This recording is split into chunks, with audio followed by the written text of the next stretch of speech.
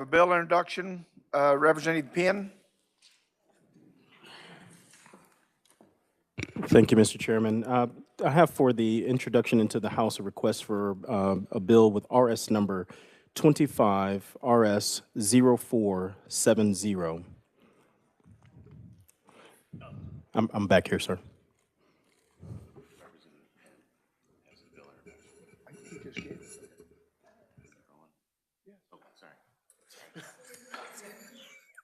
Okay, are there any other bill introductions?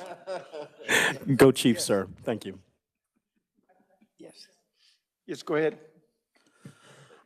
So, Representative, we heard an RS number, but could you give us a description of the bill, please? Absolutely. Thank you.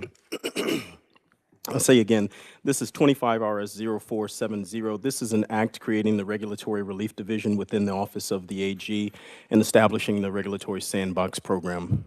Thank you. Are there any questions on the bill introduction? Are any objections on the bill introduction? Seeing none, it will be introduced. Are there any other bill introductions? Seeing none, thank you. We do have two items on the agenda today, and we're adding a third. This third will be for the House. So if we don't get to it within the hour here, we will, House will stay in here. The Senate will have to go to session. So the first one on our agenda today, called Mr. Eric Stafford. And he is introducing Improving Kansas Competitiveness. Thank you, Mr. Chairman. Good afternoon, committee members. Eric Stafford with the Kansas Chamber. I'm going to turn this over here shortly to Ted Abernathy from Economic Leadership out of North Carolina. His firm is working with us right now to update our competitiveness study. They completed the first one for us back in 2021, and they're getting ready to finalize the second updated version any time now. But their firm, they work with organizations like ours. I think they're currently under contract with 25 or so state chambers, but then other nonprofit industry trade associations. But then their firm also works on helping businesses find what is the best competitiveness location for investment in their company. So I think he'll be able to give you a unique perspective on the competitiveness of the state and where we stack up here in Kansas. So I'll turn it over to Ted. Thank you. Thank you, and I think you're going to bring up some slides for me. Yes, sir. Would you state your name, please? Certainly. I'm Ted Abernathy. I'm the managing partner of Economic Leadership out of Charlotte, North Carolina. But I did live in Kansas when I was a kid. My dad played for the Royals when I was a teenager and lived in Overland Park, so some connection back to the state. Welcome to Kansas. Thank you. I enjoyed the game last night, too. The hotel was a little bit rowdy, I would like to say. It's kind of fun. Let's see. So as Eric said, we do work all over the country. We work for states that are red, states that are blue, states that are plaid in some sort of way, because companies look for competitiveness by looking at data. Around the country, most state chambers are concerned with how do they become an attractive place for business to grow and prosper, and how do they become a place where people want to live and grow their families. And so we've been able to work with groups over the last decade or so on those issues. When you look at competitiveness, you look sort of at three things from a strategy standpoint. First, where are you today? What's your economy like? What's your economic inertia? Where are you headed? What industries are driving your economy? And really, how are those industries changing? You then look at where you want to be. We spend a lot of time talking to business leaders around the state and all across the state. What does business need to succeed in your state? What are they missing? What's the good parts and the bad parts? And how can you anticipate the changes that are coming? And then finally, what can you do about it? In our office, it's known as the so what question. Knowing something's great, but what specific actions can be taken? And so we make recommendations to business organizations around the country and to legislators, governor's offices, and others about what would help them be a little more competitive as we go. So when we look at the Kansas economy, the numbers are generally up. If you go back 15 years overall, your employment numbers, the number of businesses, that's known as establishment numbers, and your overall economy, your GDP, have all gone up, but they've gone up at relatively modest rates. So right direction, slow pace, if you will. If you look just at the last few years through the COVID years, overall your GDP is up about 8%. The national average is 10. That ranks you as the 35th fastest growing economy in the country. You'll see a lot of data that suggests you're in the middle, somewhere between 25 and 35. If you look at your payroll growth, the people working in your state, again, the right direction. The little blip there is the COVID year, first year, but overall growth, but in a slow way. Looking at your neighbors, the last few years, you have had the slowest job growth of the people around you, still positive, but slower than those around you. Colorado has been growing fastest, but Oklahoma, Nebraska growing considerably faster also. So looking at the last 5 years compared to the years before, we see some tailwinds. The blue bars here are the 2013 to 18 5-year period. The next 5 years are the 18 to 23, and your rankings have improved in all cases. So job growth, 31st, wage growth, 31st, per capita GDP growth, 24th. So all improvements, but all still sort of middle of the pack. Job growth in the last couple years growing a little lower than that. You've slowed down a little. You're ranked 44th. Over the last 3 years in the states. The U.S. average was 8.2, you were at 5.8. And I know that Eric has provided you all of these slides, so I know I went through them fast for you, but that's okay.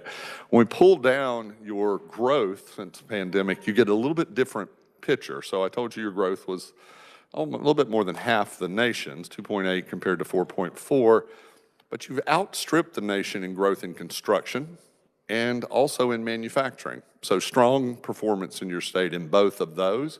You're also faster growth in the trade, transport, and utility sector. So think blue collar.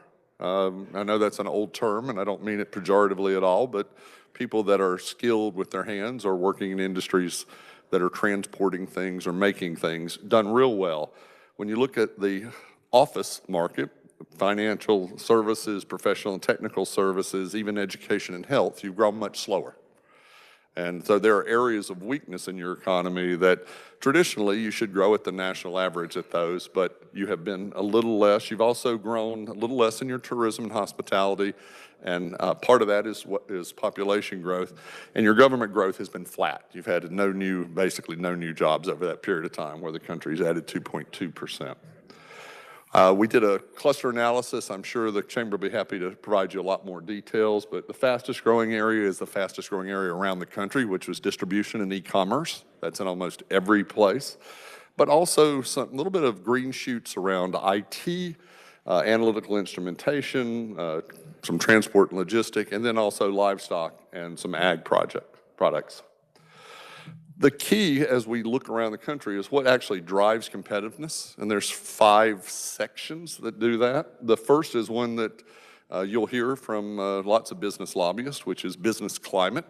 So that's your tax climate, your legal climate, but more important in recent years is your regulatory climate. The just-in-time speed of business has accelerated. And so getting answers quicker has become a more important thing than it was just a few years ago. As you can tell, looking at me, I've been doing this a long time, and so things change over time. Workforce is about education and your training programs, but more so even today, it's about people moving into your state. Can you attract immigration to your state? Does it have a quality of life where people want to live here? With low unemployment everywhere, there aren't any places where people could move and there'd be a big pool of available labor. So the question is, can they attract people to come there? Around the infrastructure area, which has always been about water and sewer and roads, now it's about power supply. It's about housing, it's about childcare, it's about a lot of issues that allow people to live in a community and to have the power to run the types of businesses they want to have. Under innovation structure, whether or not you're a good state for automation of your advanced industries, whether those industries are moving to your state, and then since COVID, lots of questions around crime and risk related to weather, fiscal stability of your state, and then the geopolitics. Are your companies attracted or supported by things that are outside their control? international. Think long supply chains in other countries that might be disrupted in the future.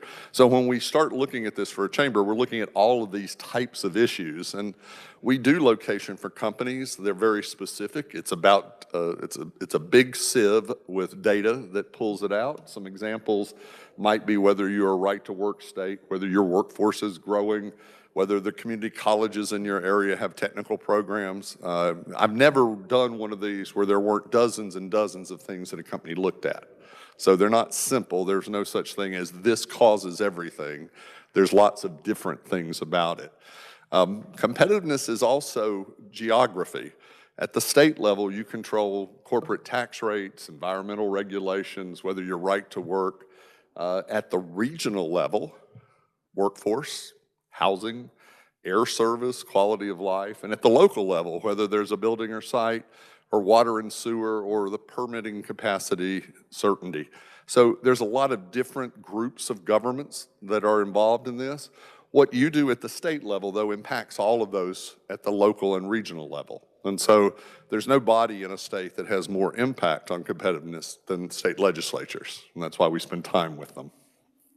Last year, when asked, companies said labor was still the top thing, infrastructure was second, whether or not there were available buildings and sites was the next most important thing, and when you ask about industrial projects, for the first time in the history of doing that, thank you. First, I have bad cold, so I'm not going to drink because I'll sneeze, so we'll just, I appreciate it. You're just going to have to listen to me sound like a frog, I'm sorry. But the electric power was the first time this had ever been number one. And that's, you know, you think about it, we worried about the price of power, we worried about other things, but this year the concentration is on whether states have enough power. And that's data centers and other things that are driving that. When you look at the tax climate, your ranking this year, which I'm sure got a headline somewhere along the way, was right in the middle. You were 25th. When we look at you over time, your tax number overall ranking has gone down a little from 22nd up to 25th. You've done better on the corporate side, improved almost 10, 11 points. You've done worse on the individual side. It's gotten higher compared to the nation. It's a tough thing to be part of as a legislature because I think 34 states have changed their tax structures in the last couple years. So it's not a static thing. Everybody's moving around trying to do something a little different. And so you're competing with those states that are changing their tax code regularly. When you look at how you are with your neighbors, right now your corporate tax rate, 27th ranked, but some of your neighbors are much lower. And your individual tax rate's 27th ranked. And Nebraska and Oklahoma about the same, a little bit less in Colorado and Missouri, so something that you should keep an eye on. Overall cost of doing business, you do better. And the overall cost of doing business includes things like utilities and industrial space cost and whether insurance premiums are there. So you can see that it doesn't look good to be west these days. It's gotten much more expensive in the western, in the Intermountain West and the West Coast. And it doesn't look good to be in the Northeast. So the middle of the country and the South have gotten much better from a cost standpoint. I'll tell you why that's important in a minute. Where you do real well is on your infrastructure numbers. You're rated 5th in the country. That's as good as any of your neighbors, right there with Nebraska at 4th. So your overall infrastructure, including energy, internet, and transportation, are all top 10. So a real strong thing for you. So your overall cost of doing business and your infrastructure are your big selling points. For technology-based things, you're ranked 37th. So overall, not a major tech state currently compared to some of the others. And part of that is your overall infrastructure. That includes R&D and how your internet's done and a variety of other things. Not home to a big federal lab here, so those play a role in that. You can see the dark blue states are the highest ranked, and they're all over the country. They're scattered, so there's not one region that does the best on this. The business formation numbers jumped all across the country during COVID. We saw a lot more business starts than we had ever seen in the past. You're close to the national average, right in the middle. Not one of the places that are leading the country, but you're getting business starts at about the national average. Home prices became a topic that I'm sure that you hear back in your home districts. All across America, home prices have gotten, I think from a math standpoint, pretty crazy. You are one of the states that is more affordable than others, and that's the dark green states in the middle. When you look at affordability, you look at what people earn here and what they cost. I'm sure it doesn't feel that way. As houses have gone up, pretty much everybody's been impacted by it, but my home region in North Carolina, the Raleigh region, house prices went up 65%. Wages went up about 20. It's killing us, quite honestly. Colorado prices, last year was the first year in a long time more people moved out of Colorado than moved in. House prices had something to do with that. So watching your house prices and the overall burden of housing is terribly important. If I can come away with one thing today, it's that you've got to, if you want to grow your state economy, you're gonna have to grow your labor force. Your labor force has been flat for a very long time. You are, just 12,000 people more than you were 15 years ago in the labor force. And when you look at population growth, you're lagging the country. You know this, it's not something new. You're ranked 33rd in population growth. It's an issue that I think the Chamber and others are looking at when they're trying to find, you're getting older too. So when you think about labor force, if population doesn't grow, labor force eventually starts to shrink. This is the levels of people around you. You are the orange, which is obscured at the bottom there by Missouri. You grow about the same, but it's been low growth overall in your population. This is net migration in 2023. Being red in this case is not the Chiefs' color. It's not a good thing. It means that more people moved out of your state than moved in. You're an interesting state in that it's changed over time. This is your in-migration, out-migration. So some years you do better than others. Last year you see the big drop in in-migration. Out-migration went up a little, but in-migration dropped quite a bit. We did a look for the Chamber. They said, where's everybody moving? So people moving to Kansas come from Missouri and Texas and Colorado. People moving out of Kansas go to Missouri and Texas and same places. They just go more of them leaving. So everybody's not leaving for one place. They're leaving for lots of places. But net-wise, you've lost a little in the last couple years. Your projected population growth of working age over the next 10 years is positive. So that's a good news. There are places we work where it's negative. It's positive, but it's slow growth, 2.9% overall. Like to see that a little bit higher. Know if you're going to grow companies, you've got two choices. You can automate or you can have people move in. Those are the two major choices. The good news for you is you're not I just finished doing this chart in Pennsylvania last week. In Pennsylvania, they're also a square state. It looks like this. The bottom corner for them is all green and everything else is red. You're not like that as a state. You're pretty spread out as to where the growth's going to be or not be. And that's a good thing. It means it gives you a little more opportunity for different strategies to try to grow the state population. And the other really positive thing is that people in Kansas work. Your labor force participation rate is among the highest in the country. So you're in the dark green here, which is the right place to be. That's great. It means that you don't have a lot of wiggle room to get more people off the sidelines, but it does mean that a lot of people are working in the state. The reason that anybody wants to look at this is not just to sit back and look at numbers, it's to look at opportunity for your state. So a couple things have happened that give you opportunity going forward. The first is that your manufacturing base has begun to grow and grow steady. So you have lots of opportunity to make more things in Kansas. And you can see that that growth's been steady since the pandemic, but overall been growing now since the Great Recession of 2009. In advanced industries, you're also growing a little less than the national average. Advanced industries are both services and manufacturing. So you're growing on the manufacturing side, not growing as much on the service side. As Eric said a few years ago, we did a first strategy for the state. We also followed that up with a workforce strategy to try to strengthen the training connectivity with going to work. So there's a lot of recommendations on that. As we go forward, a few things have changed in the last 4 years. The first is that globalization has changed significantly around the world.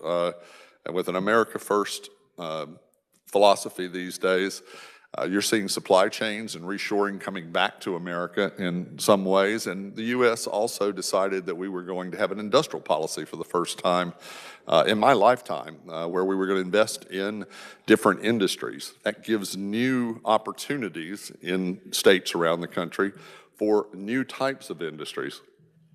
Power, which can be one of your strengths, became an important factor that nobody talked about in 2019, but is now there. I think you're supposed to say AI at least once if you stand up in front of a group today, so AI, there you go. Who knows? We're doing some work in one of the states right now on how it's going to impact occupations across the state, but it's going to change things. The other thing that shifted hard during COVID was a look at affordability. You started hearing in 2017, 18, 19 that people were beginning to move out of high-priced places to lower, more affordable places. That accelerated dramatically, which creates more opportunity for a lower cost, lower burden state, if you can maintain that in Kansas. Politics and priorities have changed around the country, and so I think that Kansas has a opportunity to attract people who are interested in Midwestern values and the types of things that you have to sell in your state, and that's different and evolving.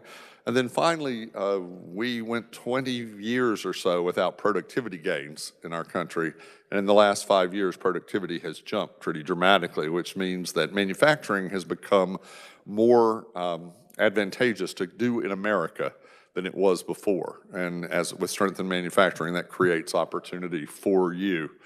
We did go out and talk to businesses around the state, what they wanted. More thought that you were already on the right track than not. They thought that the quality of life in Kansas was good, your infrastructure was good, your transportation network was good. They thought childcare was a challenge. I will tell you that's in every state we go to around the country. Childcare is hard to make work fiscally. You can't make the math work very well. The cost of health care worries businesses, and business taxes worry them. For skills, the biggest issue was in soft skills and trying to get younger people work experience. And so if we can figure out how to do that a little more, then I think businesses are pretty well off. We did ask them what they'd spend their money on, what the chamber ought to tell Eric to spend his time on with you guys and others, and reforming the tax code and growing the workforce and improving the regulatory climate. We're at the top of that list, along with the childcare issue. So again, I think I've talked to 20 some states. Childcare always comes up. Housing usually comes up. Those are issues that nobody knows exactly what to do about, but everybody's concerned because it is a drag on labor force participation. When we do our new plan next month for the chamber, we're going to talk about some tax reform, some regulatory issues. We'll talk about talent retention and attraction. Retention is, there's a whole group of strategies known as rooting strategies, try to keep young people from heading off to Texas or wherever they run off to here, but to stay in Kansas so that you can keep them here. Some housing and child care, and then we're also, for them, working on their capacity to act a little more. Those 4 areas around tax policy, government responsiveness, and I said early on that people want faster action these days. Regulatory action is going to be a topic that everybody's going to be dealing with in the next few years. So I put a couple examples in here. I'll let you look at those as you go forward, but we'll be releasing the final report to the chamber in February, and hopefully they'll share it with you guys and maybe get a little traction on some of it. This is hard. As I said, we're working in over 20 states. Everybody's trying to get better, and as they do so, there's a competition to see how high a quality, a standard of living people can deliver for affordable price, and how they can help their businesses and their states. And so I know that's on many of y'all's minds. Hopefully we can provide some best practices for the chamber that'll end up in bills or other things that y'all can look at. I'll be happy to answer any questions, Mr. Chairman. I appreciate the time with you today. Mr. Abernathy, you've done a great job giving us a lot of information in a short period of time. Do we have? Representative Clayton has the first question. Happy to. Thank you, Mr. Chair, and thank you for being here. Sorry, it's kind of hard to That's see. okay. Don't mind me. It doesn't matter what I look like, just what I ask. So one of the things that you mentioned was how much some of our business community desired an increase in soft skills. Can you speak a little bit more, because that definition is sometimes different among different groups of people. So, and this was this based on polling of folks or Focus groups. what's that? Focus groups. Focus groups. So we didn't Okay, and poll so them. when these focus groups mention soft skills, what do they mean by that? Yeah, it's a great question. So it usually comes in two categories. So when we're breaking it down, we're talking about personal skills first. So that's attention, it's ability to show up for work, it's how they treat each other, those kind of things. There's a group of softer business skills, the ability to collaborate, the ability to adapt, the ability to learn new things. So it's that type of stuff. Most people today have the biggest trouble at entry level. So there is a poll out nationally that says that companies that are having the hardest time finding workers are small business. They're looking for generalists who will come in, learn new things, have to show up because they're the only one there that day, kind of thing. And so when businesses are looking at soft skills, they tend to be looking at skills that you would have learned throughout the first 18, 20 years of your life on how to go to work. We think the easiest way to do that is to provide work experience for young people. If you want to learn how to go, what work's like, go to work. And so we're big on apprenticeships, we're big on shadowing. We think it's important for people to do internships. I think that's probably the best way, but also you're talking to parents on what's important to them, what they teach their kids. You're talking to teachers. You're also talking to ministers, grandmothers, and a little bit of everything else. It's hard to get someone to change their soft skills when they're in their 30s. Don't know how you do it. Oh yeah, don't we know it? I know. We're all pretty well fully formed here at this age. I think that my school district, the Shawnee Mission School District, does a really good job at this because, of course, not all kids are able to do these apprenticeships and get the work experience, and unfortunately, not all of them are taught this at home. But I would urge you all to focus a little bit more on something we call social emotional learning that really does kind of teach that type of lower level soft skills. And then the other level you talked about seemed to be more like an executive functioning or leadership skills type of thing. So I think that this is something that, is already being taught in our schools, and I know that we all really support that here. So thank you, and I really appreciate you bringing the data. Yeah, your school district data looks good around the country. I didn't put it up today because I think you know that, but when you look at your educational performance data, it's strong. So. Senator Ware. Thank you, Mr. Chair. Thank you so much for all, this is a lot of information. Yes, ma'am. I realize. And I appreciate that. I'm wondering, because I noticed on several of the charts that the most recent dates, some of them were 22, some were 23, some were 24. There was a couple at least that were even 25. I'm wondering if in your compilation, you were including our advanced manufacturing efforts that that are big, and if that includes these or when it will. Also, there's a real effort in this state, as we're calling boomerang, bring people back, since they're the ones who already understand the value of Kansas living, and if those two factors are reflected here or not. Yeah, good questions. As a guy who deals in data all the time, I wish that everybody had recent data. The final 2024 data on economics will be released in September of 25. So we'll update them as they come. So in every case, it's the latest data that's available for that topic. So it only reflects data that was true at the time of those numbers. For new data, we caution people. So looking at last month's unemployment rate or last quarter's, whatever, it's going to be adjusted multiple times before it's finalized. And many times, if you look at it and get a takeaway from it early on, you're not going to get the final picture later on. So we're using finalized data. We're also only looking at data that is nationalized, so data that is the same apples to apples across all states. And many states adjust their data, and that's not comparable from other states, so we hold that out. So that's why the data's multiple time frames. As far as your question about what's included in it, it only will include things that was in the past. It won't include things that you passed recently because they have not responded with data yet. I'm wondering if you said something about February, there'll be some Yeah. more addition, and if that might include some of the big deals that the state has been, whether or not that will be included. Yeah, so in February, we'll release final report to the chamber. The deals that states do, if they are realized, they'll be in the final data. I was an economic developer for about 30 years before I started this business, and ran the Research Triangle in North Carolina's economic development programs. Our running number was about 2/3 of the things you announce actually happen. So what's said and what happens, not because anybody was doing anything other than not knowing what was going to happen next in their business world. So we don't count them until they actually show up for work. Senator Telp. Thank you, Mr. Chair, and thank you. You talked about a point of an exodus of folks out of Kansas, yet further along, you also talked about your projected an increase. And I was curious what the driver was of that increase, if you know what that was? I don't know specifically what the individual component parts are, but you do have people coming in, and that's part of it. You as a state have a few more children than other states do, a little bit higher rate of childbirth.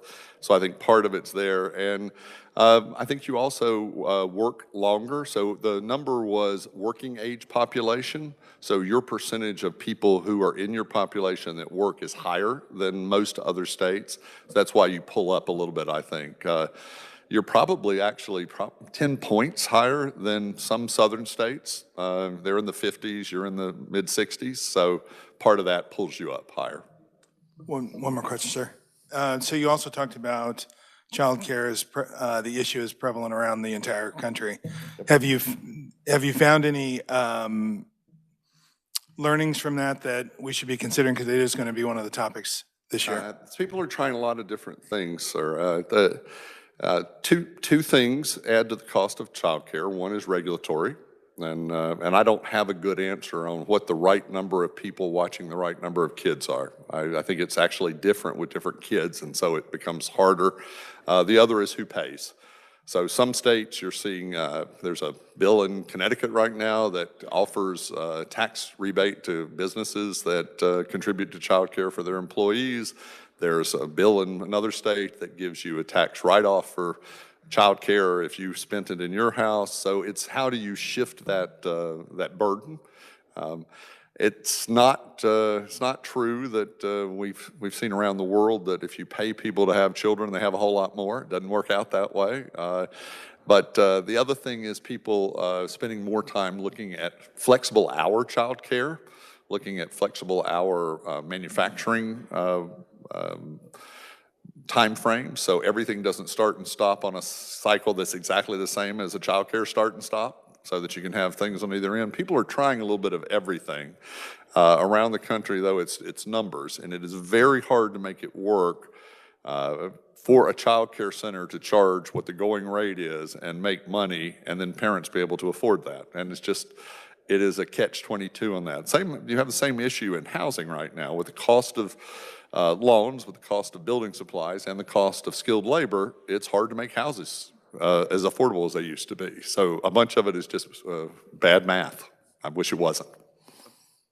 Mr. Abernathy, thank you very much for your presentation today. We appreciate that. I'm sure we'll be hearing back from you. I appreciate it very much. Thank you for having me today. Thank you.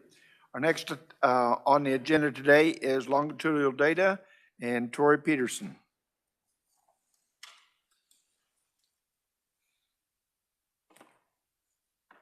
Good afternoon, Chairman and honorable committee members. My name is Tori Peterson, and I am the president and CEO of Aligned.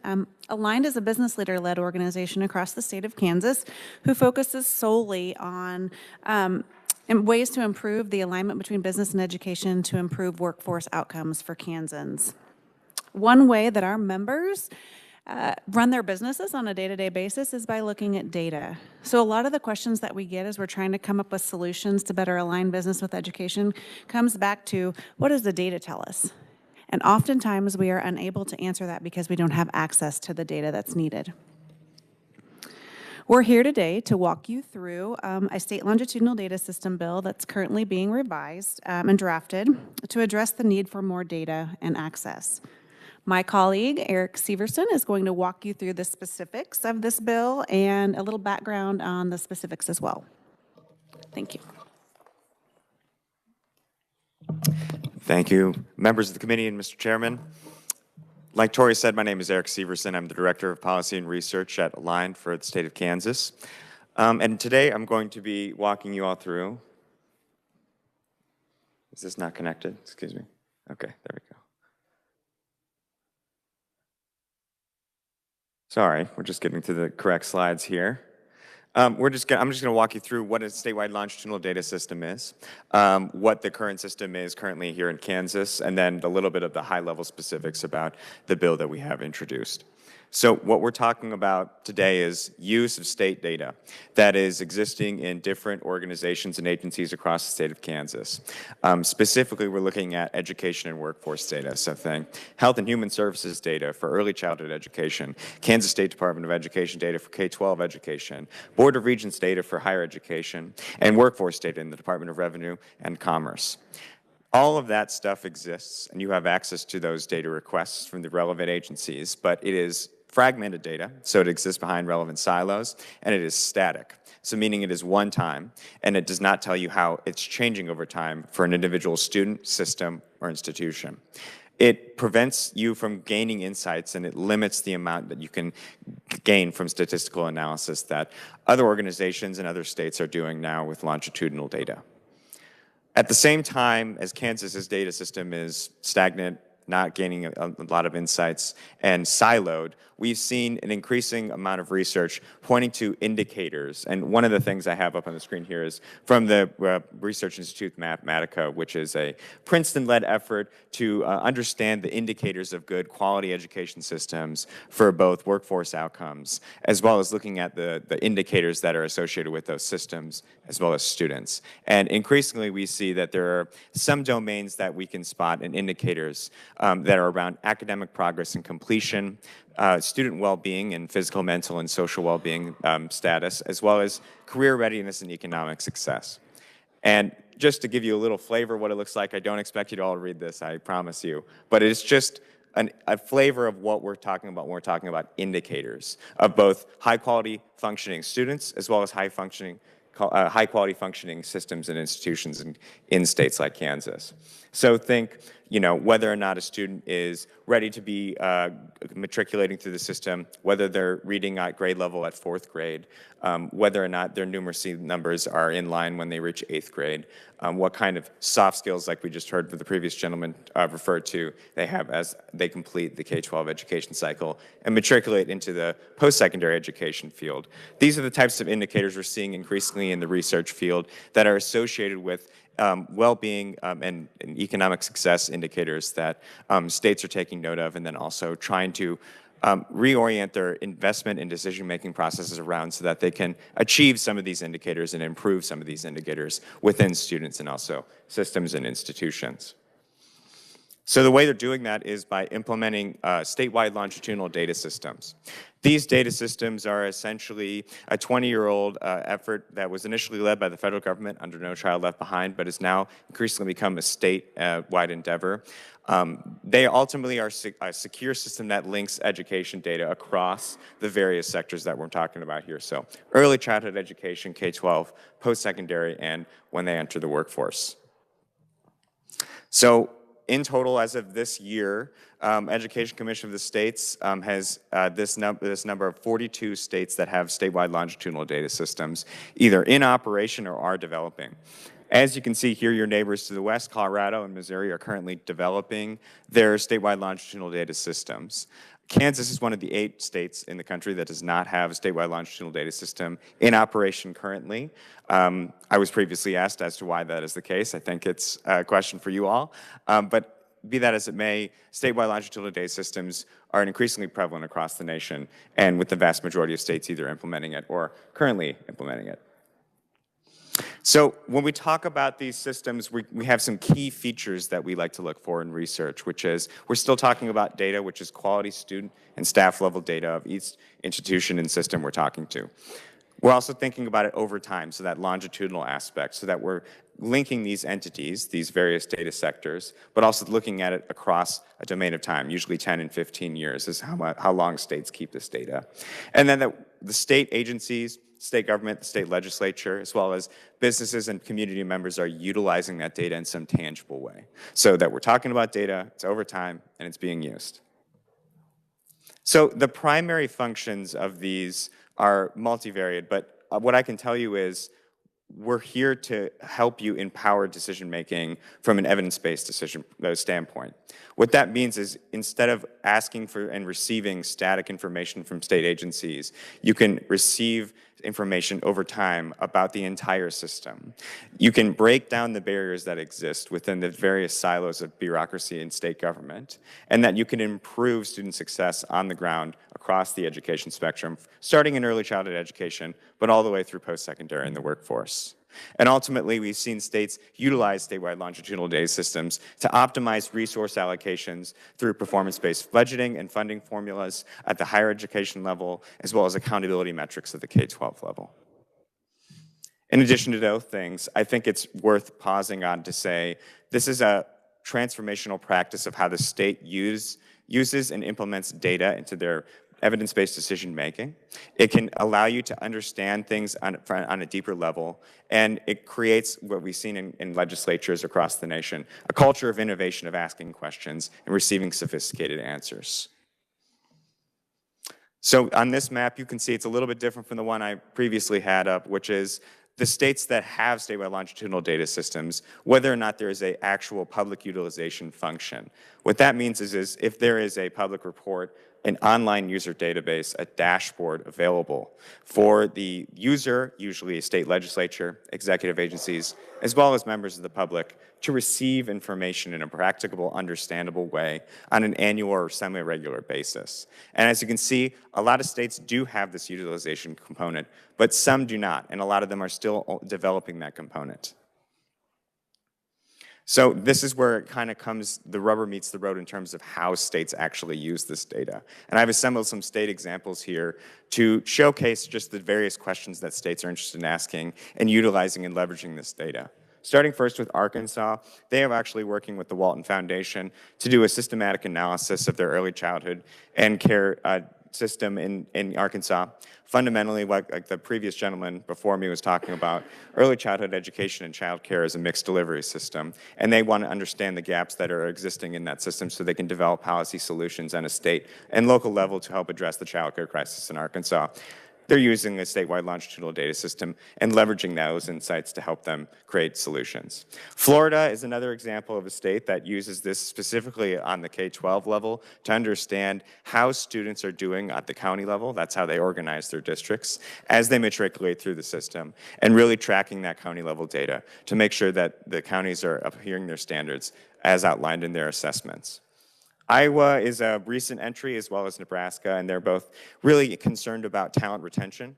We heard from the previous gentleman that states like Iowa, Kansas, and Nebraska are losing those who are migrating out of the state, and they're really understanding what kind of industries they're going to, how they can improve that retention of the labor force so that they stay in the states.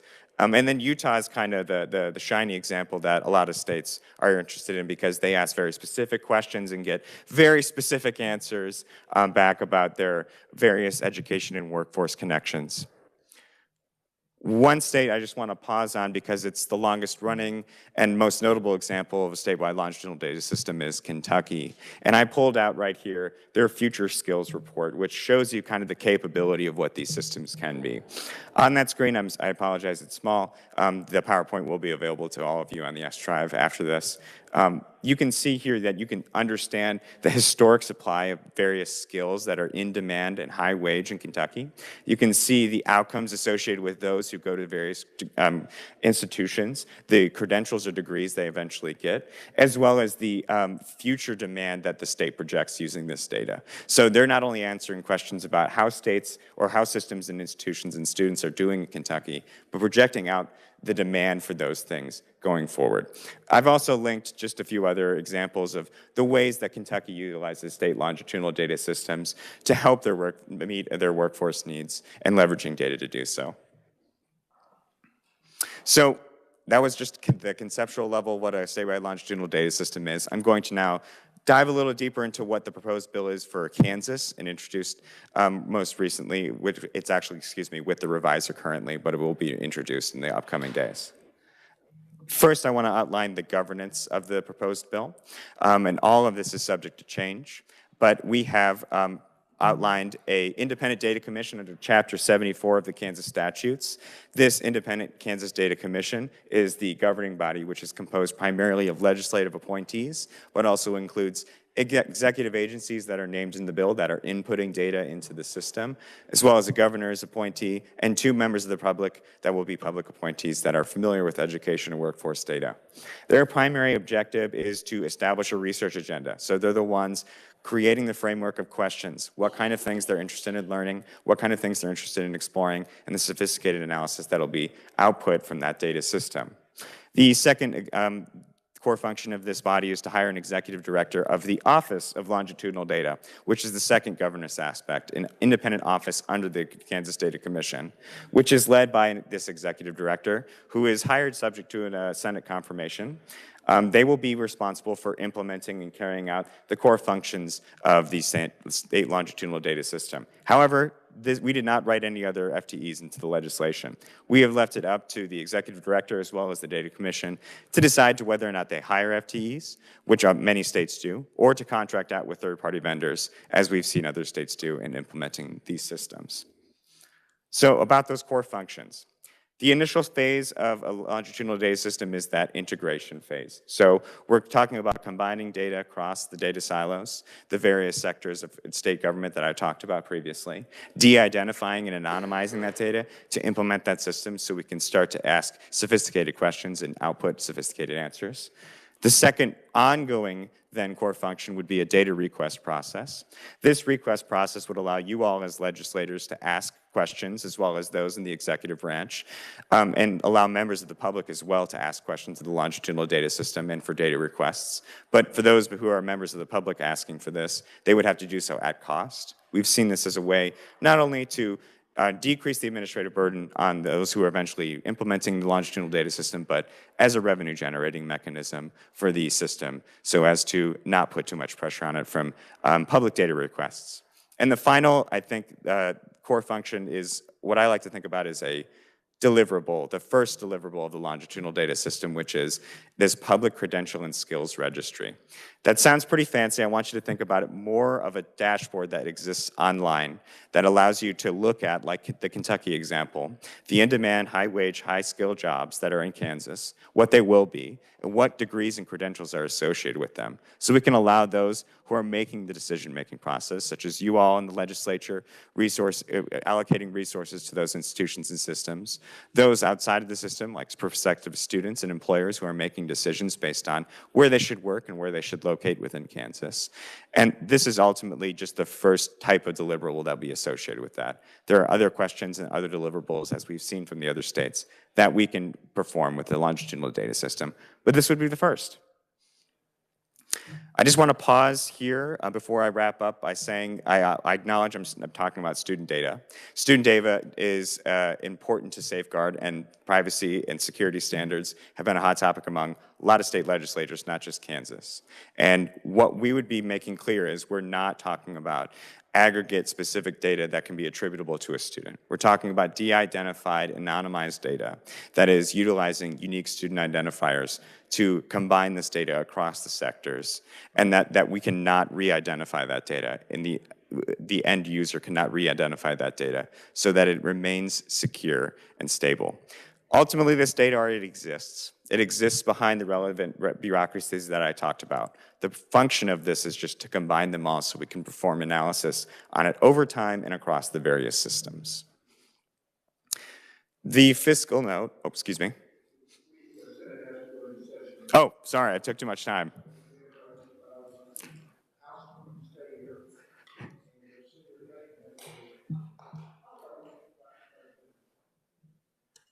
It's okay. I think I might try to bear that insult that you just gave me, Senator, but I'll be fine. So I just two quick questions Yep. that I have here. So one of them is that I know now I got to attend the lunch and learn, and I know not everyone did, but I know that you all have some input from business leaders. Does this include labor unions and trades as well? Are they at the table when it comes to this? Yes, thank you. Which ones? Through the various chambers. Okay, noted. And then one other suggestion that I would have just before we headed out, just for the opportunity of keeping the fiscal note low. I know that you just have that $3 million per year, but as I look at on page 6, the number of appointees that you have, a lot of them are legislative appointees. There are 6 legislative appointees, and so they will get paid above and beyond what we have already gotten with our 93% pay raise. I would suggest maybe if we could scotch that down a bit just to keep the costs lower, because I believe that we should get compensated for our work when we meet for interims, but it doesn't seem really, I would prefer more lay people being on the commission. So if you guys could consider that as an amendment, I'd be grateful for that. Thank you. Absolutely, thank you for your consideration.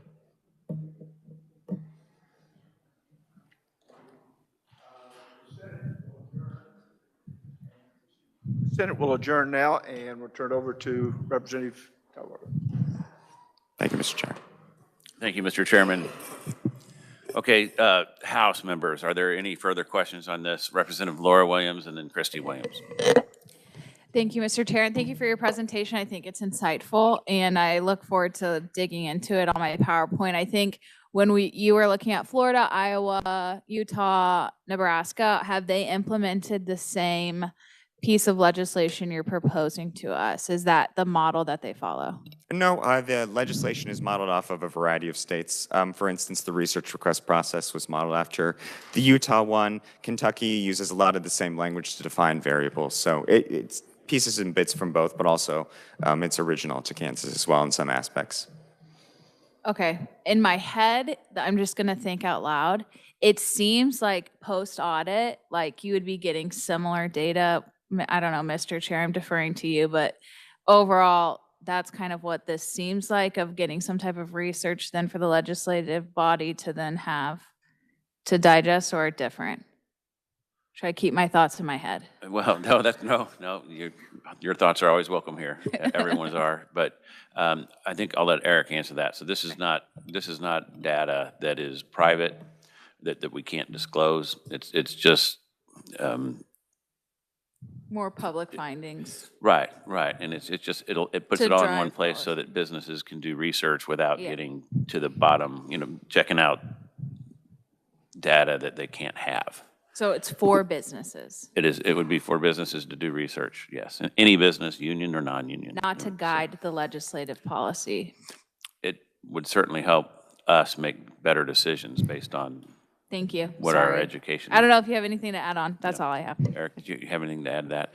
Sure, thank you, Mr. Chair. To your point, it is for businesses, it is for the legislature, it is for anybody who is interested in understanding the insights that the data reveals as we match it and we look at it over time. We've heard from your colleagues, it could live in the Legislative Research Division, it could live in various aspects. We just created an independent commission because we heard from some of your members in the bill drafting process that we would like to remain independent and outside of a executive agency, which is where other states have housed it, like a Department of Education or et cetera.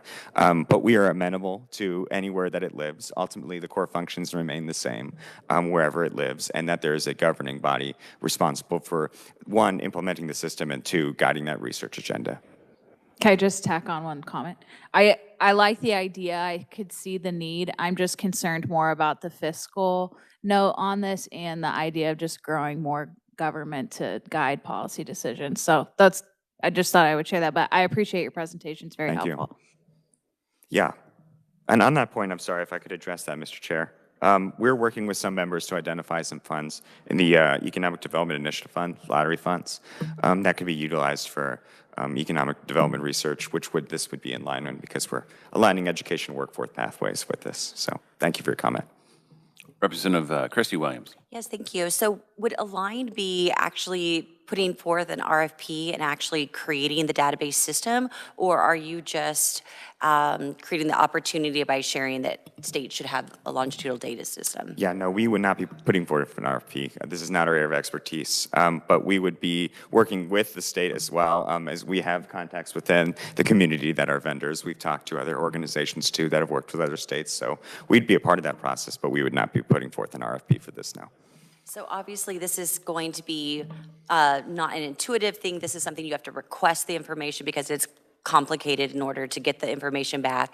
And then this new longitudinal system would be taking all the other longitudinal systems that we have and combining them and overlaying them. Is that correct? That is correct, but other data systems are not necessarily longitudinal, and they don't necessarily have data over years for the same students or same systems, for instance. And data does change over time depending on the parameters.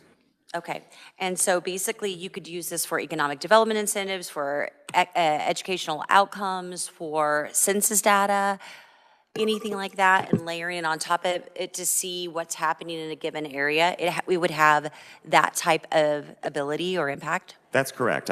Census data, yes, you could do some, that would be interesting. I would like to look at that. That's more federal data. But yes, you could absolutely do multivariate regression analysis using other data inputs, such as data that you're mentioning here. And you can look at things like licensure, other things that are related to this type of concept. And last question, a lot of times when individuals in the legislature inquire from agencies and they want data, sometimes it takes weeks and weeks to get that data because maybe they're overwhelmed with requests or maybe it's too difficult to pull that data. Have you seen in other states that have implemented this longitudinal data that actually expedites information, or is it just improves the quality of information? I think it does both. To be honest with you, it really depends on the question you're asking. Obviously, some questions are very large and take time to assemble no matter how big or small the data set is. But yes, we have heard from other states that they have improved the speed, the efficiency in the process, and also the quality of answers that they're getting. All right, thank you. Yeah, Representative, I think that we've done something like this in the past, and the data is there, but the Department of Education will not release it for one reason or another, and so this would help expedite that for sure. So, and I don't think this bill is coming to Commerce, is it? Is it going to another? Yes, that is the plan currently, not through Commerce. Okay, this is just kind of to clue us in on to what's going on with our data. I think it's going to education, right? Yes, K-12 budget, I believe. All right. Representative Shue. Thank you, Mr. Chair. I'm just trying to get my kind of head around this.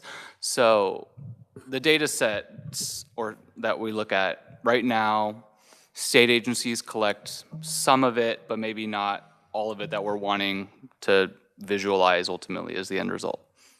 Yes or no? Yes, that's almost correct. I would say that we're not changing the data that they're collecting. We're changing the way in which we analyze the data. So we're matching the data so that it's looking at the student, for instance, across their matriculation through the system to understand if they're doing well or not. So the data that exists is one time, 1 year and informational, and doesn't necessarily tell you about how they were doing in the previous system or how they will do in the next system. Does that make sense?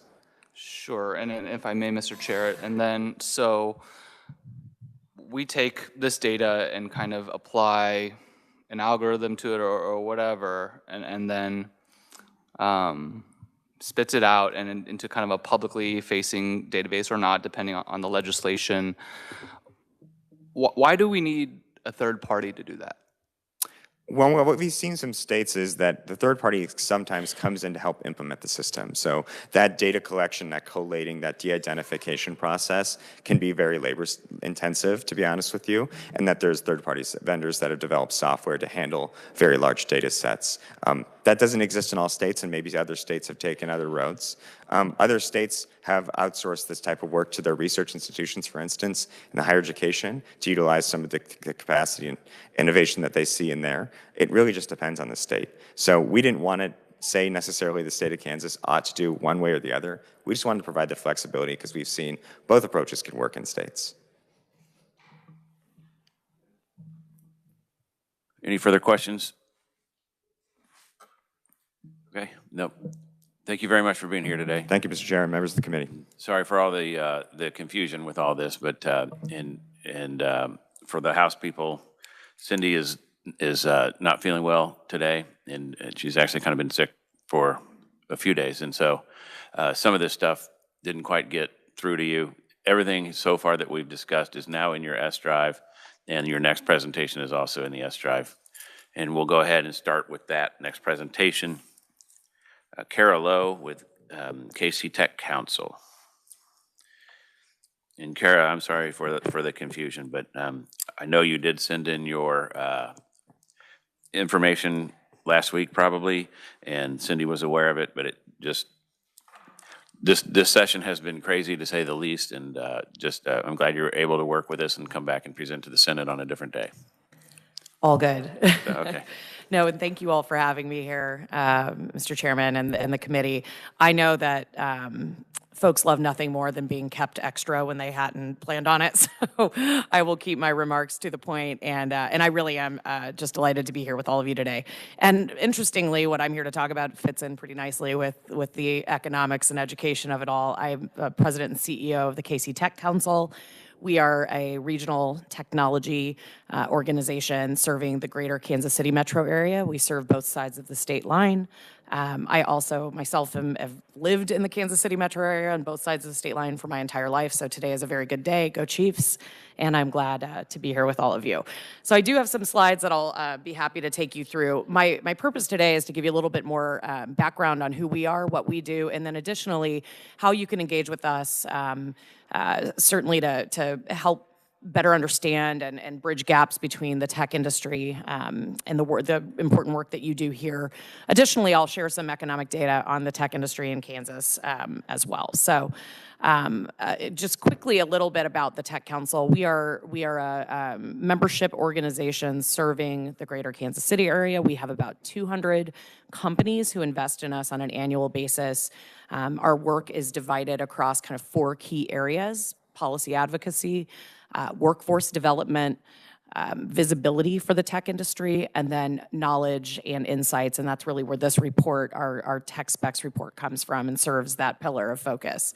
So we do this report annually, and really the purpose of it is to better shed light on how Kansas and Missouri and the Kansas City area compete nationally with our peers. Tech continues to grow at a very rapid pace throughout our country.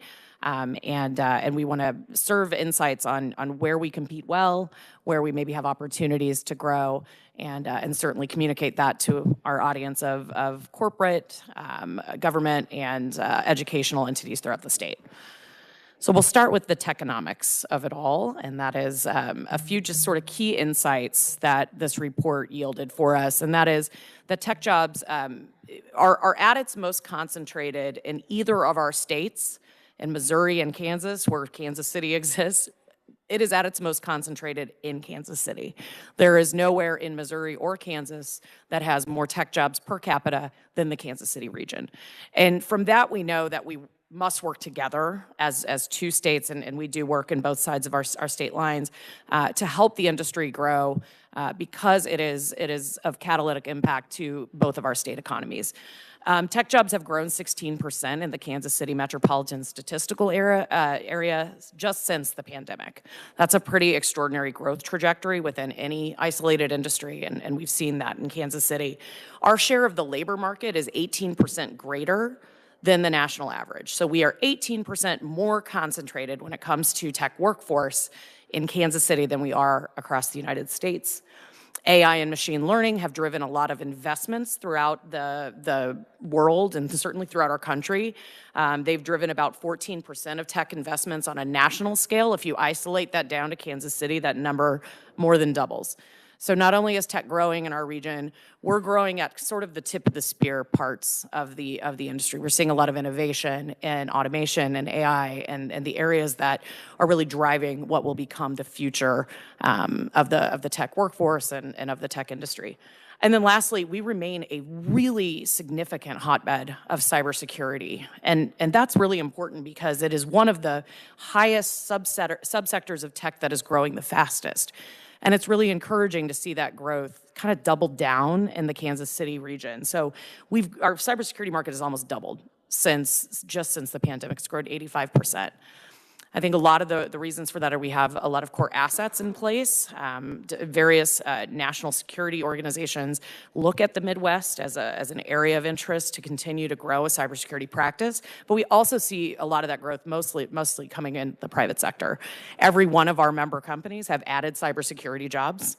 As you have data and have more global threats, and that landscape continues to evolve and become more challenging, you hire more folks to protect your data. And that's about as simple as it is. Additionally, we've seen new cybersecurity practitioners and companies spin up in the region as well. So that's a big area of growth for us. When we look at just sheer economic impacts, this group probably does have a back of the napkin working knowledge of what size Kansas's economy is, but I prefer to look at the right hand of those two bar charts on the top, and that is the percent of economic impact that tech has in Kansas, in Missouri, and in the Kansas City area. So in the Kansas column is pink, Missouri is that light blue, and Kansas City is that darker navy. So you can see here that economic impact is at its most meaningful where our region meets upon our two states. And then comparatively, Kansas City's economic impact that is dedicated to and stems directly from the tech industry is greater than that of Chicago, Indianapolis, Nashville, St. Louis, a lot of cities that we may outpace or that we may not outpace in population. We do outpace in how meaningful our tech industry is to our region's economy. And there are about 5,200 or so tech businesses, and that's folks with a technology focus in their business throughout the Kansas City region. And this is an important point because I think when we talk about tech, we talk a lot about the really big guys, and we talk about the new guys, right, the startups. Most of the tech workforce in our region, in both of our states, exists between those two definitions. They exist with our small and mid-sized businesses and small enterprise companies who work as service providers, as ISPs, and a host of different sort of focus areas that are neither of the ways that we often sort of cloak the definition of tech. That's really who we serve. So looking a little more deeply in Kansas, Kansas actually had a pretty good year when this is 2023 data. We will not see 2024 data for a few more months. We get all of this data, by the way, from CompTIA, which is a federal organization. It's private, but they do a lot of federal data around the tech industry. They also host a number of different tech certification programs, but the data side of their house is what we work with on this. So Kansas added the 22nd most tech jobs across the country in 2023. Now, when you take that number and per capita Kansas actually added the 12th most in percent relative to that state's labor force.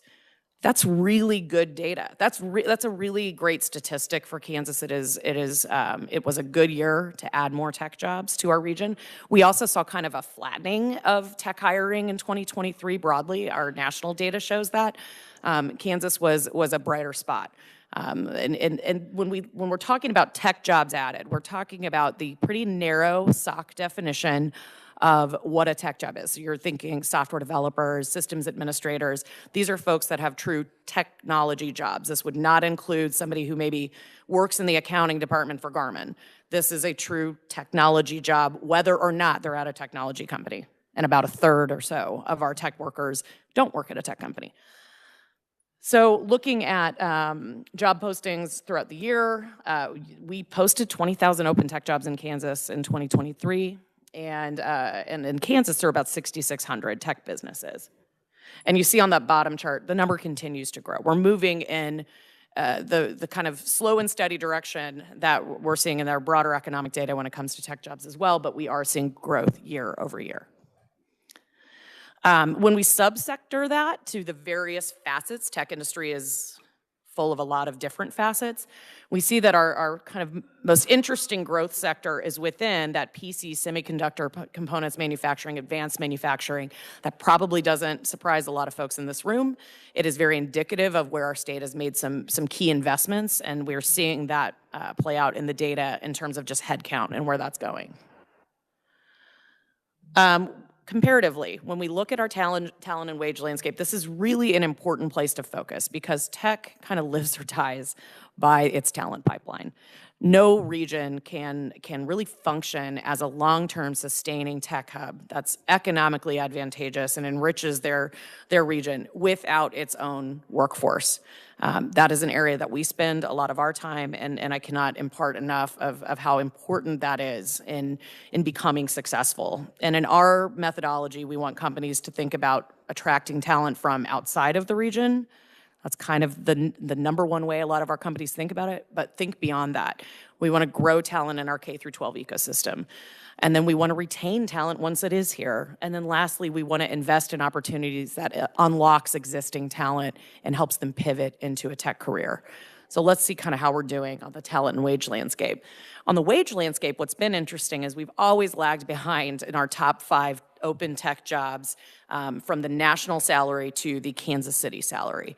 That is no longer true. And 3 of those 5 tech roles that are the top 5 most commonly open tech jobs in Kansas City over 2023, our Kansas City wage actually outpaces the national average. That's important because in a post-COVID environment, we have a very different way of recruiting and retaining tech talent. It is a much more nationalized picture. You can work for a company in Washington State and sit in Kansas, and the same is true in the contrary. So we're looking at much more of a national picture. When we talked to our companies 10 years ago, we would say, let's see how we compare with other states that we know we fight for the same talent pool with. It's less of a emphasis now than it used to be. Looking at local versus national salary averages, this is a busy slide, but in that orange highlighted area, that's what to focus on. And I think, we think about tech in Kansas. It may not be it's certainly not our most dominant industry in terms of just sheer number of headcount, but look at how much more tech workers make than the average salary across all other industries in our state. And in Kansas, that number is 89, almost 90% more. So your average tech worker is making almost twice as much as your average worker of any other stripe throughout our state. That's important because certainly that is economic growth right there, plainly to see. The same is true on the national average and in Missouri and in the Kansas City region. When we look at projected job growth. So these are national figures, but they're very true of every region over the next year. Our top 3 areas of job growth are data scientists and data analysts. Data is a huge growing practice in all of our companies and its own subsector of the tech industry. Cybersecurity, I mentioned earlier, and then thirdly, and continues to dominate, is software development and engineering. So you see those numbers are about 5-ish%. When I take you to the 10-year trajectory, those numbers explode. These are estimates of headcount delta between right now and 10 years from now, and those top three sectors are poised to more than triple in one case their current headcount versus what we'll need in a decade. And that tells us that we need to start investing and continuing investing in pipelines to fill those jobs that we know are coming. So our talent pipeline currently, we work a lot in our K through 12 sphere, but also work in our post-secondary. And when you take all of the computer science degrees at the associates through doctorate, which there aren't a lot of doctorate computer science graduates, but when you take it through that entire trajectory of collegiate degrees, and you take our top 4 states that our tech companies in Kansas City recruit from, and that's Kansas, Missouri, Nebraska, and Iowa, you get about 8,800 total CS graduates in a given year. We are not bringing all 8,800 of those to Kansas City, nor are we keeping all of them in Kansas. And in Kansas City, we had 17,000 open tech jobs just last year, and it was a soft year for tech hiring. So just looking at the delta of what we know we have to work from in our our collegiate pool of candidates and what we know we need, a pretty profound contrast shows up. So that tells us we need to continue to invest in programs that help pull people into a tech career. And lastly, I'll share some competitive notes. We love this slide because it takes you through kind of the quality of life stuff, right? So cost of living is measured at the north-south delta here. No, I take that back. It's measured on the kind of east-west delta there, the horizontal axis. And it goes from the 100 is that national average of cost of living. Anything below that or anything further to the left is going to be a lower than average cost of living. Anything further to the right is a higher than average cost of living. And then the other axis is measuring the average wage for a tech worker. So to broadly oversimplify this, as a region, to be competitive in this space, you want to be to the left and up, where you're paying tech workers competitively and your cost of living is lower. Kansas City is in that side of the chart. So that is an important means of communicating. We're also seeing a lot of the sort of explosive tech hubs of the last 10 years or so have some housing issues, have some issues in cost of living. I would use Austin as an example of that, Denver as an example of that. And we've not hit that type of challenge yet in Kansas City. So if I leave you with one thing, I have a couple charts to sort of wrap this up, and it's that tech is a bigger deal to the economy in our region than it is to all of these following cities underneath us.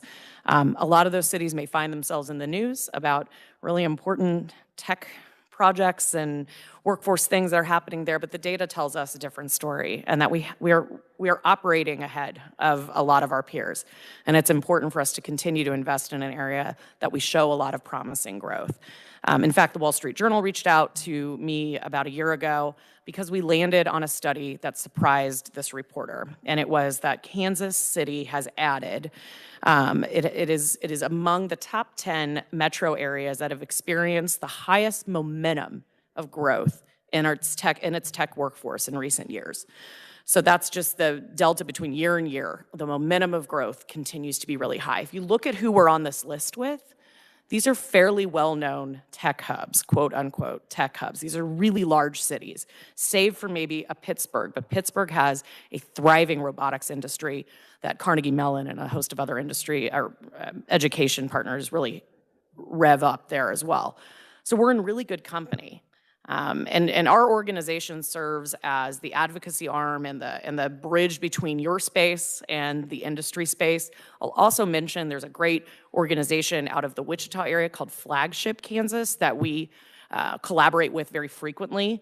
Our interests in this space are very similar. We want to continue to grow and invest in tech in Kansas. And I think either of us would be a great resource, and we work well together as well. So I thank you for your time and appreciate you letting me keep you in here a little bit longer. Happy to take any questions. Thank you. And I guess good news, right? I mean, I would have never known that we were doing that well before this presentation. You said 18% better or more jobs here in the Kansas City region anyway, and it seems like all across Kansas and even Missouri. What are we doing differently that's affecting that, and what do we need to do to continue that trend that we're not doing? So I think a couple of the reasons why we are where we are, we owe to a couple of things that have been true. Kansas City has seen some very large corporations grow and create a large tech workforce. We do not have the same corporate landscape as we had when those really large entities were operating at their fullest, but we do have a lot of that talent. And that talent has gone on and created spin-off organizations of their own. I would use NetSmart as a really good example of that, or WellSky. These are digital health organizations that spun off from folks who spent time kind of cutting their teeth at Cerner. This is really important because being able to continue to invest in the human capital that we have, and I think the kind of especially competitive intellectual capital that we have from a lot of those companies of the past, that would be Sprint, Cerner, and a host of others. Garmin is certainly an engine of innovation and talent growth in our region as well. That has led us to that place. I would also say that we do not over-rely on one subsector of the tech industry. Kansas City's tech industry looks a lot like the United States tech industry in terms of sector balance. We are not a SaaS company heavy where we're only focused on software companies, and then when we see big, growth and retraction of that space, we don't experience that like some other tech hubs in our country do. So that has added to this sort of continued resiliency. I also think investing in our small and mid-size tech businesses and small enterprise has helped Kansas City remain really competitive as well. I think that's part of what we've done different. I think we are a different type of tech hub than a lot of the others especially that we found ourselves on that final chart with. But I think those are things that kind of work in our favor, is this sort of mix of different company sizes and a mix of different sectors that we've continued to be able to enjoy growth. Representative King. Thank you, Mr. Chair. Quick question. Yeah. Most of your data has been on the Kansas City metro area. Yes. Slide 5, is that a statewide number? Yes. And what % of that, just guesstimation, would be in the Kansas City metro area? So slide 5, is that one of the, it does say Kansas on it. Sorry, I don't have it in front of me. But yes, that is Kansas state numbers. And off the top of my head, are you asking in terms of head count, how many would be in the Kansas City area? So it has 2023 tech job postings of 20,000. Right. So how many of those would be in the Kansas City metro So here's how area? I would extrapolate that. Kansas City had 17,000 open tech job postings. Kansas had 20,000. If you take, I mean, let's even be conservative but there are a lot of those jobs would have been in Kansas. Say 40% and call it 7,000 of them were in Kansas City of that 20. That's probably about fair. But that may be conservative. Thank you, Mr. Chair. Yeah. Representative Wilcott. Thank you, Mr. Chair. Thank you for the presentation. Big chunk of what you were bringing here, you were talking around software versus hardware. I mean, tech industry, you really focused on software. Is that because the hardware industry is just not as big of an impact nationally, or is the Kansas City / Kansas area lagging the rest of the nation in the hardware development as well? Oh, no, I would say quite the opposite. We are, I think, what we're doing with advanced manufacturing of device-based manufacturing, Garmin is a massive producer of what I would consider to be hardware. All of their, like this, devices are software enabled, but hardware is a really important component, and they have a pretty large manufacturing sector of their own. So I also would say with some of the kind of core engineering consultancy groups that are in Kansas, like a Black and Veatch, for instance, we also have this kind of unique discipline that understands the hardware side in a way that a lot of other regions may not have, especially when we're talking about the continued innovation in IoT or smart type devices. That's a really good asset for our region. So I do think we have both, and it kind of speaks to my earlier point of that diversification of sector balance, which is really helpful in continuing to facilitate growth. Great question. Okay, committee, we have 2 more questions in the queue here, but it is 3 o'clock, and it was nice of Connie to stick around and take notes. I'm going to shut it down now and just take those last 2 questions offline. Can you stick around a little bit and answer a few questions? And I'm happy to share contact info. Okay. And continue. Thank you. Thank you very much, and thanks for being here. Okay.